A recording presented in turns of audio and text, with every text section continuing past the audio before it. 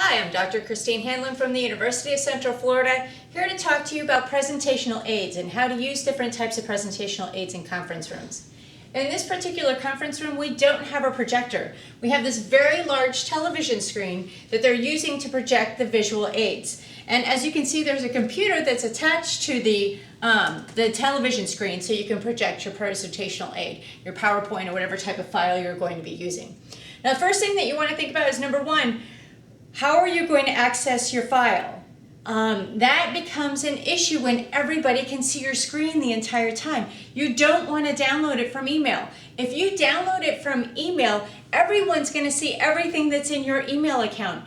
And you just never know what's in there, and sometimes there's some awkward things that are sent to you overnight that you did not ask for. And you don't want people to see those types of things. So in this type of situation, use the email as a backup, just in case your USB doesn't work. But I would use the USB as your primary way to access your file. So with this particular screen, it has some inputs here. These are not the inputs for USBs though. So you want to come in and you want to check these things out ahead of time so you don't kind of look like you're fumbling around in front of the audience. So not these. Sometimes they have them on the side of the screen. Sometimes they have it separate. So this one has a hookup and it actually says laptop, which is really nice that they do that for you if you had your own laptop to hook up. But they also have a little thing back here and it's attached to the table, so I can't really show it to you, but you plug in your USB back here. So you might have to do some hunting to figure out where the USB is.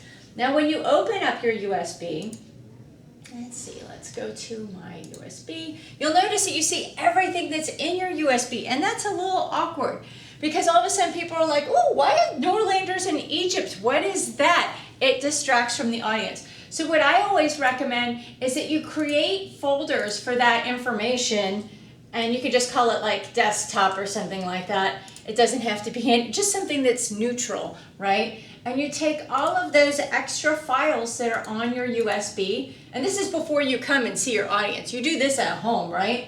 And then I would go ahead and I would cut those, and there are faster ways to do this. I'm doing it the slow way for some reason right now. I don't know why I did that. Okay, so, but now you see that they're just folders, and so there's nothing distracting for the audience when you open up your file. Now, I have, actually my file is in here. Let me go ahead and I'll pull one of these up. Oh, that's probably not the best one to show. Oh, that's okay.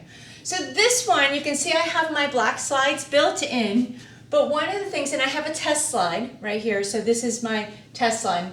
But here, I usually have a slide that reminds me of things to do before the presentation.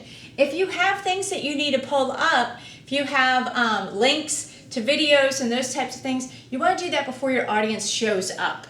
And that's really important because you never know what kind of ad is going to be in front of that commercial or the clip that you're going to use if it's on YouTube or Vimeo. And you want to make sure that you can cue it up beyond the ad and you're not showing the ad to the audience even if it's before your speech. You don't want people to see that. So come in way early, that way you can take care of that part.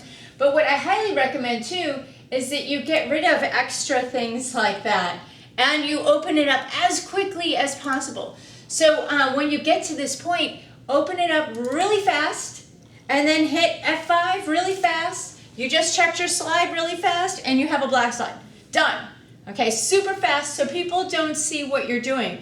But you got to be prepared, you got to be ready to go, and you got to have those black slides built in order for that to work.